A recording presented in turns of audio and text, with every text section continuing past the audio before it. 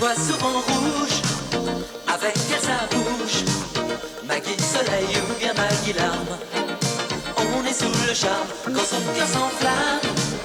Elle joue toute la gamme. Au Maggie elle fait sa météo. Chez elle il fait toujours beau. En robe de soir, en pyjama. Elle est la même. Elle change de crème, elle change d'extrême, mais elle change pas. Maggie le jour, Maggie la nuit. C'est un poème, un peu beaucoup à la folie. C'est elle qu'on aime. Maggie, Maggie, Maggie. Voilà Maggie. Alors. Voilà. Tâchez de vous détendre, hein, de vous distraire. La foire du trône, les montagnes russes, très amusant. Ah oui, parce que les hauts, les bas, vous trouvez ça drôle, vous. Mais je ne sais pas, moi, essayez les striptease. Tenez, allez au Crazy Top de ma part, vous serez reçu comme un ami. Ah oui, je viens de perdre ma chemise à la bourse et vous m'envoyez au striptease. Écoutez, cher monsieur, l'important, c'est de vous changer les idées. Hein? La seule chose que je voudrais changer, docteur, c'est les dollars que j'ai achetés le mois dernier. Oh, vous voulez pas me les reprendre? Je vous les laisse à 5,90. Non, désolé, le Conseil de l'Ordre nous interdit de percevoir nos honoraires en devises. Oh, à 5,80. Oui, non, allez, 5,60. Allez, non, c'est défendu. 5,60. Non, c'est défendu. Allez. Dis donc, je savais que tu soignais les filles du Crazy Top, mais tu leur rabats la clientèle maintenant? T'as vu le modèle? Qu'est-ce que tu veux que je prescrive à un petit spéculateur qui craque? Je ne suis que médecin. À propos de spéculateurs, t'as vu la catastrophe aujourd'hui? Oh, pas le temps de lire les journaux, mon vieux.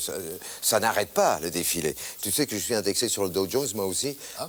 Plus il perd des points, plus ma salle d'attente se remplit. En tout cas, je te remercierai jamais assez de m'avoir poussé à retirer mes billes à la corbeille au bon moment. Hein. Tiens, ça c'est pour toi. Oh non, il fallait pas. Entre amis, c'est la moindre des choses de se refiler les bons tuyaux. Hein. Ah oui, mais jusque-là, tes tuyaux étaient plutôt crevés. Hein. Dis donc, tu m'as toujours pas expliqué. Comment t'as su que le vent allait tourner? Ah ben, élémentaire, mon cher Georges. Tu sais que les Romains sacrifiaient des animaux pour lire l'avenir dans leurs entrailles fumantes. Oh non. Oh non, ne me dis pas que tu as... Si, oui, Hop. Oh. 3. En une semaine, oui. J'ai opéré 3 ulcères sur 3 banquiers. C'est un signe qui ne trompe pas, hein. Georges, hein, si tu t'étais ruiné, c'est moi que tu serais venu taper. Alors, j'ai préféré prendre les devants. Voilà. Oh, des Havanes. C'est sympa. En tout cas, si tu ne sais pas quoi faire de tes liquidités, moi, je te dis que je cherche toujours un partenaire pour mon histoire de whisky sans alcool. Oui, alors là, Pierre, je voudrais pas te faire de peine, mais je préfère investir dans du solide. Ouais. Tu sais que j'ai toujours rêvé d'une maison à la campagne.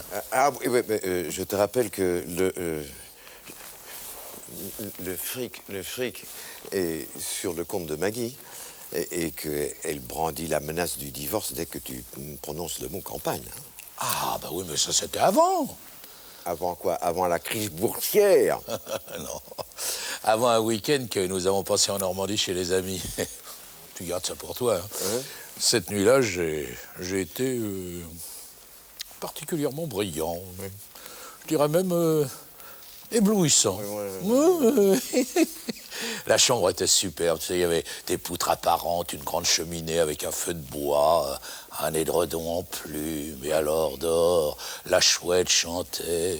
Ouais, d'accord. Ouais. Et alors Tu vois ce que je veux dire? Ouais. Eh bien, depuis cette nuit mémorable, Maggie ne rêve plus que d'une maison à la campagne. Ah oui, mais tu sais que c'est scientifiquement prouvé que chez l'homme d'un certain âge... Merci, Pierre. Oui, un homme d'un certain âge. Un décor, une ambiance peuvent avoir une influence sur son potentiel orgastique. Tu sais ce qui a eu une influence sur mon potentiel? Le Calvados d'un certain âge. Oh. Et celle-là, mon nounours. Attends, regarde. Vent, maison de maître, 18e. Oh, on trouve encore des maisons de maître dans le 18e? Bon, faut que je te parle du siècle, pas de l'arrondissement. Alors, écoute ça. 20 pièces, nombreuses dépendances, très bon état, dans parc à la française, avec pièces d'eau. Oh. Combien? 400 millions de francs. Bon, alors regarde la maison de gardien. Oh, celle-là, tiens, regarde. Chartres. Vend maisonnette en pierre de Berchère, dans plaine Beauceronne, au milieu des blés. Oh, au milieu des blés, mon nounours! C'est ça, oui. Puis alors en été, au lieu d'être emmerdé par la tondeuse du voisin, ce sera les moissonneuses-batteuses. Non, ce que tu peux être difficile, toi, alors. Ah bah tiens, celle-là. Coquette Fermette à 1 heure de Paris. Ah bah voyons, 1 heure de Paris, à condition de circuler entre 3h et 4h du matin. Bon, alors, attends. Grand verger, colombage, cheminée, poutre apparente, quelques travaux. Ah, et combien? 2 millions. 2 millions plus les travaux, bah dis donc, ils s'embêtent pas, hein. Ben non, même 2 millions anciens, 20 000, enfin 20 000 francs si tu préfères. Ah ouais, d'accord.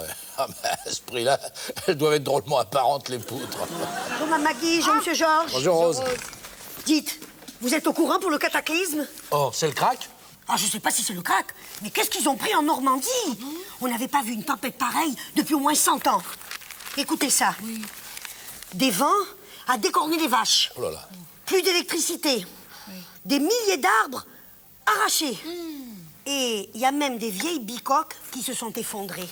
Eh ben, quand je pense qu'on prétend que la pierre, c'est la valeur refuge, je crois qu'on va acheter des lingots. Alors là, moi, je te préviens, Georges, pour tout l'or du monde, tu m'entends, je ne renoncerai pas à la maison de mes rêves. Bien, bah moi je vais au magasin, hein. Et dis donc, Maggie, si tu la trouves, cette maison en Normandie, hein, autant que possible, évite les toits de chaume. Mme Maggie, vous voulez que je vous dise? Acheter une maison de campagne par les temps qui courent, faut pas avoir froid aux yeux. Oh, vous savez, Rose, hein, maintenant que la tempête est passée, nous ne risquons plus rien. La tempête, c'est rien à côté des bêtes. Vous y avez pensé aux bêtes? Quelle bête? Des souris, Ah! des rats, Ah!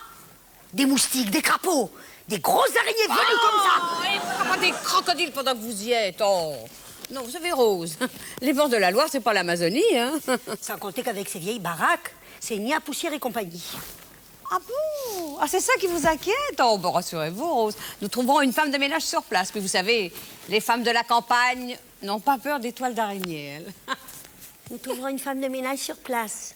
Capitaliste, va. Bon, bougez pas, j'y vais! Eh bien, ça tombe bien parce que j'avais pas l'intention de bouger, moi. Pourquoi pas engager un huissier avec une chaîne en or autour du cou pendant qu'elle y est? Madame Boissier? Oui, c'est moi. Christophe Malabou, de Malabou et Malabou fils. Agent de change à Paris depuis 1860. Oh non, je sais que la bourse traverse en ce moment des moments difficiles, mais enfin, de là à aller faire la quête chez les gens, il y a des limites. Vous savez, il y a des gens plus malheureux que vous dans le pays, monsieur Barabou. Malabou, madame, Malabou. Mais contrairement à ce que vous pensez, je ne suis pas venu vous demander de l'argent, mais vous en faire gagner. Oh, alors là, vous manquez pas d'un certain culot, vous, avec ce qui se passe en ce moment. Précisément. Non. C'est le moment ou jamais d'acheter. Oh, écoutez, monsieur, mon mari s'est retiré in extremis. Et, non, enfin, je veux dire, il est parti quand il fallait. Et... Ben, alors, décidément, j'ai sonné à la bonne porte. Un mari qui a du flair, une femme qui a des liquidités. Oh, comment savez-vous que l'argent est sur mon compte? Madame Boissier, un bon agent de change est toujours un peu extra-lucide. Oui, on ne peut pas en dire autant de tous vos collègues, hein? C'est vrai. Parce que... Bien entendu, Madame Boissier, vous connaissez la technique du pegging. Non, je vais vous expliquer. En anglais, pegging signifie picorer. Voilà. Alors, en matière de bourse, cela consiste à acheter des titres dans la journée et de les revendre le lendemain, même 1 heure après. La prise des bénéfices est quelquefois minime. Mais n'oubliez pas, Madame Boissier, que les petits ruisseaux font les grandes rivières. Oh, je ne savais pas les hommes de change aussi poètes, monsieur Balamou. Malabou, Madame Boissier. Comme je le dis toujours, je suis né dans un couffin et je mourrai à la corbeille. Oh, c'est charmant. Mais pour en revenir à ce que je vous disais, pour faire ce genre d'opération, il faut disposer d'un cash flow très important. C'est pourquoi je ne propose pas le pegging à n'importe qui. Vous voyez, si nous jouons sur un éventail assez large, un éventail japonais par exemple, comme en l'occurrence la bourse de Tokyo actuellement est dans le creux de la vague, vous doublez votre remise en 1 mois. Oui, oui, je suis formel. Et bien entendu, la souplesse de ce procédé vous permet de disposer de votre argent dans la journée, en moins de 24 heures. Moins de 24 heures? Oui, absolument. Et si vous le désirez, c'est très important, car si vous voulez faire une affaire immobilière, vous avez un avantage inappréciable. Oh, alors là, monsieur Boulama, je vais finir par croire que vous lisez dans mes pensées parce que, justement, j'ai l'intention d'acheter une petite maisonnette à la campagne. Une petite maisonnette? Oui. Oubliez la petite maisonnette, Madame Boissier. C'est un manoir que vous chercherez bientôt dans les petites annonces. Un manoir? Oui. Tenez. S'il est derrière aussi. Oui, monsieur. Qui c'était, ma Maggie? Rien, c'était un de ces enquiquineurs qui vient vendre des assurances à domicile, vous savez. Et comme d'habitude, vous avez signé sans regarder. Oh, ben non, quand même. Je suis pas complètement idiote, vous savez. Et là, il n'y a pas signé Maggie Boissier, peut-être? Voulez-vous me rendre ce papier immédiatement? Japon Minox. Quand Monsieur Georges il va savoir que vous avez pris une assurance japonaise, il va en faire une journée. Mais j'en ai assez d'avoir l'œil de Moscou dans ma propre maison. Enfin. Oh, mais ça, c'est la meilleure, alors. C'est elle qui voit rouge, c'est moi qui ai l'œil de Moscou. Georges, tu entends? Qu'est-ce qu'il y a? Écoute. Maggie, t'as pensé à brancher l'alarme? Ça parle du vent. Oh bon, c'est que ça. Le vent dans les branches de thuya. On se croirait presque à la campagne. Ah bah dis donc, à propos, t'as fini par la trouver, la maison idéale? Non, mais... Oh, je la vois, tu sais, je la vois. Tu vois, au rez-de-chaussée, une grande salle, un peu sombre, tu vois, avec une immense cheminée, Renaissance. Oui, Renaissance. Et puis alors, on installera la cuisine dans les vieilles écuries. Très simple, hein, avec des tomates rouges pour le sol, et puis une grande table de ferme au milieu. Et alors là, les appareils ménagers modernes. Modernes, partout, modernes. Et puis sous les combles, il y aura les chambres pour Caro, pour Jérôme, pour Pierre, enfin pour tout le monde, pour les amis. Et nous, mon nounou, alors nous, on recoulera dans le pigeonnier. Et de notre fenêtre, on verra l'étang miroiter comme ça, à travers les branches de violière. Oui, Maggie, je sais que t'as toujours rêvé d'une chaumière et d'un cœur, mais là, ce que tu me décris, tu vois, c'est le château de Fontainebleau. Oh, bah et alors, on s'aimera pas moins dans un château. Oh, ma pauvre biche, avec ce qu'il y a à ton compte en banque, ce sera le genre château en Espagne, hein? Patience, mon petit Georges, patience. Les petits ruisseaux font les grandes rivières. Ouais, bah, placé à 4%, t'attends pas au Mississippi. Et une grande rivière peut monter du jour au lendemain. Ah, bah, dis donc, il y en a là qui vont pas tarder à se retrouver à sec, hein? Qui va se retrouver à sec? Ceux qui ont cru malin de prendre des japonaises. Ah, pourquoi? Les japonaises sont plus dépensières? Mais non, je te parle pas des femmes japonaises, des actions. Tiens, écoute ça. Hier, à la bourse de Tokyo, les Japan Minox ont chuté de plus de 40 points en une seule séance. Oh bah dis donc. Quand je pense que mon imbécile d'agent de change ne jurait que par elle. Ah, quelle dégringolade, hein? Ah, Maggie? Maggie? Pierre! Stop! Je sais ce que tu vas dire. Tu es un lâcheur, tu ne viens plus nous voir, tu négliges tes amis, mais Maggie, c'est infernal. Mais tu peux pas savoir ce que c'est. Mais tous les porteurs qui se portent mal viennent consulter. J'ai même dû ouvrir un service spécial des primes bourses à la clinique. Est-ce qu'il te reste encore des places? Oh, ma chérie, mais on en met jusque dans les couloirs. Ah, mais si c'est pour quelqu'un de ton entourage, on peut faire un effort. C'est pour moi, Pierre. Pour toi? Oui. Mais comment? Mais il y a à peine 2 jours, Georges m'a dit que tu étais... Oh, Pierre, c'est affreux. Je me suis laissée embobiner par un agent de change qui est venu à la maison. Il m'a dit qu'il fallait profiter de la baisse de Tokyo. Alors, j'ai joué tout l'argent de la maison de campagne. Oh, mais Maggie, ça va peut-être remonter. C'est tout ce que tu trouves à dire à tes déçus de la corbeille? Mais qu'est-ce que tu veux? Mais je peux pas t'envoyer au striptease. Ce type m'a fait signer des papiers. Oh là là. Et tu n'as pas lu les petits caractères qui sont en bas du contrat. Mais comment le sais-tu? Oui, parce que ça m'est arrivé. Ah ben alors tu vois, je peux pas retirer mon argent avant un mois. Et alors, au train où ça va, il me restera à peine de quoi acheter une toute petite caravane. Oui, et bien, où est le problème, puisque Georges a la voiture? Oh, Pierre.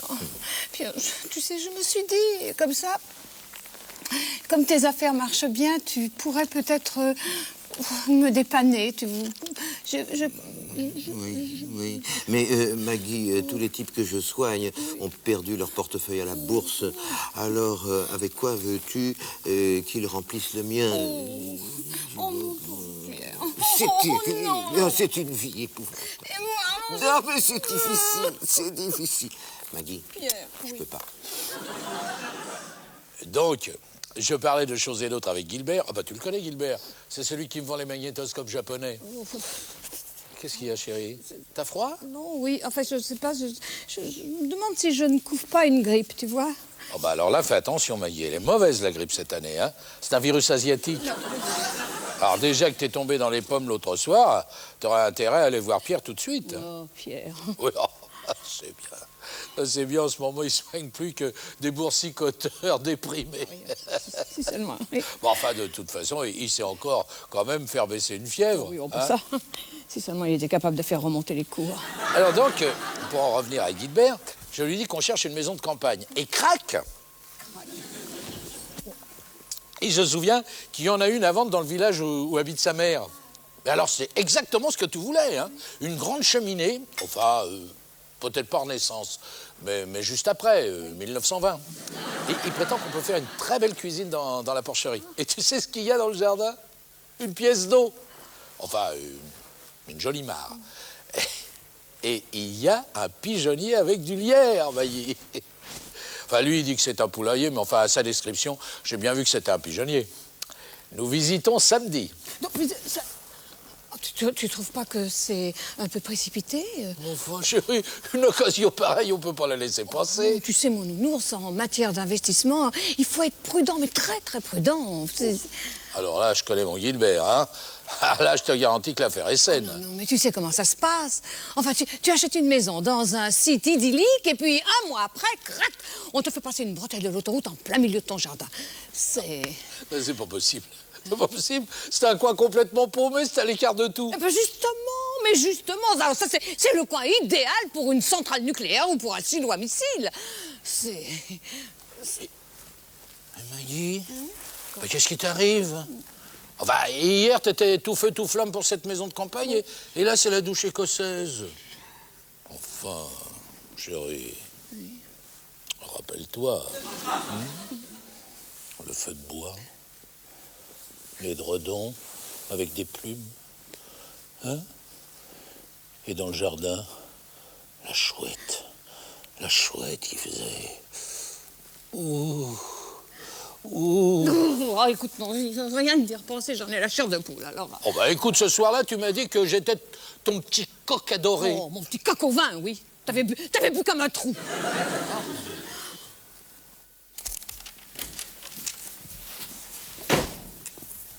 Pierre, je suis venue te demander un service. Un grand service. Maggie, je croyais avoir été clair l'autre jour, hein? Essaye de comprendre que c'est un apostolat que j'exerce, hein? Pas un racket. Ah, rassure-toi, va. C'est pas de l'argent que je viens t'emprunter. C'est ta maison. Ah bon? La maison, ah carrément. Pourquoi pas ma clinique pendant que tu y es? Ta maison. Maggie... Mais enfin, pour une petite heure seulement. Non. Ça, tu peux pas faire ça, Georges. Non, ça, c'est pas possible. Ouais, est-ce que j'ai le choix, hein? Non, mais Maggie, je ne laisserai jamais la femme de mon meilleur ami se prostituer sous mon propre toit. Pierre, enfin, comment peux-tu penser une chose pareille, ne serait-ce qu'une seconde? Oh, Mais je sais pas, moi, cet accoutrement, c'est quoi? Oh, attends, tiens.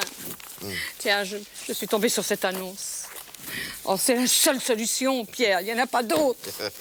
Tu sais comment ça s'appelle, un type qui fait ça? Ouais. Oui. Un usurier. Voilà. Et toi, tu sais comment ça s'appelle? Un médecin qui ne soigne que des fauchés. Un philanthrope? Non, un pigeon. Bon, alors, est-ce que tu acceptes que je le reçoive ici ou alors, si tu préfères que mon ménage soit brisé? Enfin, imagine que Georges tombe sur lui à la maison. Hein?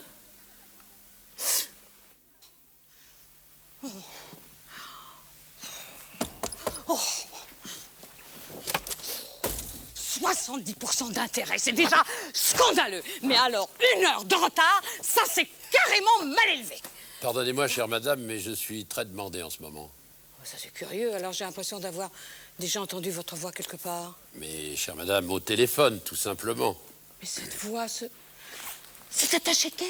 Alors, je vais donc vous demander de me signer cette petite reconnaissance de dette, et puis je vous verserai l'argent que vous m'avez demandé. Bamboula! Pardon? Oh, ça y est! Non, Malabou! Alors, c'était ça votre petite combine, hein? Ruiner des femmes sans défense pour pouvoir ensuite leur prêter de l'argent à des taux prohibitifs, espèce d'immonde individu! Escroc! Escroc vampire! Vous savez ce que ça peut vous rapporter, l'usure? 20 ans de prison! Hein? Mais je vous en supplie. Oh, vous, je sais pas ce qui vous retient de vous casser la figure! Oh. Arrêtez, je vais vous expliquer. Oui, attendez, vous savez que moi, mon gendre, il est commissaire de police et il se fera un plaisir de poursuivre ce que je viens de commencer. Écoutez, madame, écoutez-moi. Bon, vous allez m'expliquer tout? Très bien, allez-y, videz votre sac, espèce d'harpagon. Allez-y. Madame Boissier? Ouais, Madame Boissier, qui a risqué son petit capital pour acheter la chaumière de ses rêves et que vous l'avez mise à misère sur la paille. Mais non, mais vous n'êtes pas sur la paille. Oh non, j'ai pris un coup de bambou, ça revient au même. Mais non, mais pas du tout. Je n'ai jamais acheté aucune action japonaise. Mais alors, qu'est-ce que vous avez fait de mon argent? Écoutez, je vais vous expliquer. Vous connaissez la technique du teasing? Non, je connais pas. Je vais vous expliquer, c'est simple. Teasing, en anglais, ça veut dire titiller. Non, mais dis donc, je vous en supplie, hein, je vous en prie. Ne soyez pas... Hein? Mais titiller dans le sens accroché, tenter. Vous comprenez?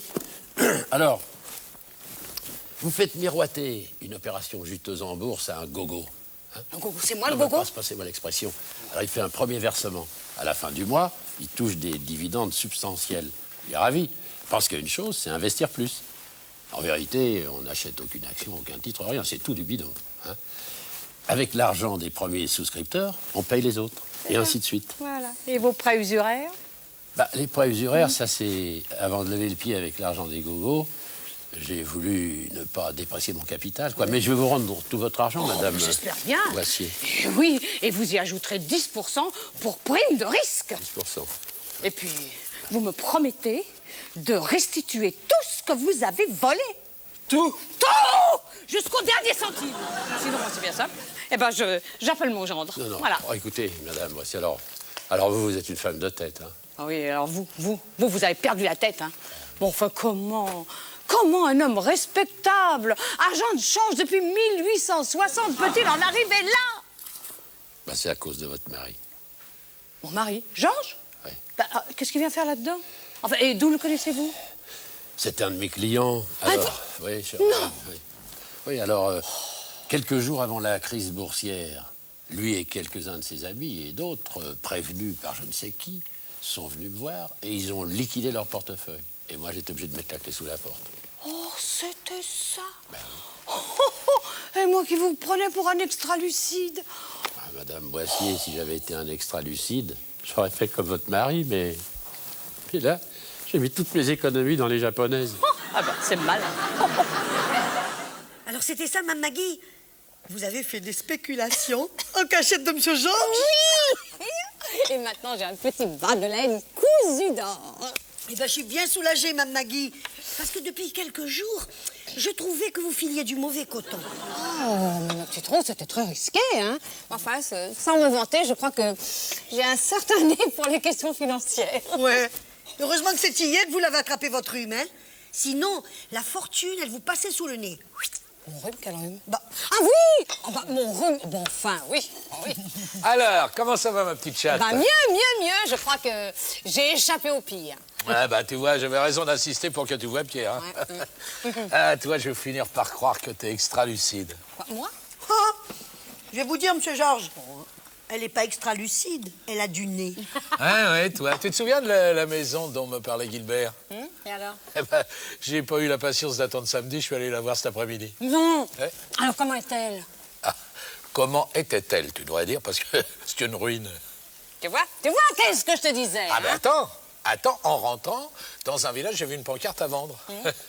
Et regarde sur quoi je suis tombé. Oh, ma Maggie, c'est pas une maison, ça, c'est ton château? Un manoir, Rose, un manoir. Georges, mais c'est elle, c'est celle-là. Oh, ça, c'est... Regarde la pièce d'eau, le pigeonnier, c'est un rêve, mais c'est un rêve. Ouais, c'est un rêve. Mais pour acheter ça, c'est pas un bas de laine qu'il vous faudrait. C'est la paire. Je l'ai payé une bouchée de pain. Quoi, Georges, tu veux dire que tu l'as... Oh, bah, 20 000 francs, il y a des affaires qu'on laisse pas passer. 20 000 francs. Oh, Georges, je crois que tu t'es fait escroquer. Écoute, si mes comptes sont exacts, et dans le pire des cas, elle nous reviendra à pas plus de 400 000.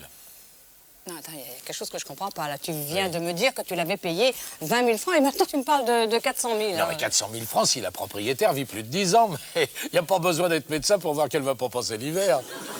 Georges, tu veux dire que tu viens de nous acheter une maison en viager? Bah, écoute, Maggie, c'est le meilleur placement qu'on a jamais fait. Enfin, à condition, bien sûr, qu'elle reste pas trop longtemps en vie. Ouais, c'est ça. C'est la bourse ou la vie. Côté cœur ou côté jardin, elle fait la loi. Petit malheur, petit chagrin, elle connaît pas. Mais quand c'est son cœur qui balance, y a pas de mesure. Avec elle, y a toujours une chance, c'est sa nature. Maggie, oh Maggie, oh Maggie, voilà Maggie. Elle crie, mais c'est toujours tendresse. Elle rit, et c'est jamais tristesse. Elle rit, toujours à toute vitesse.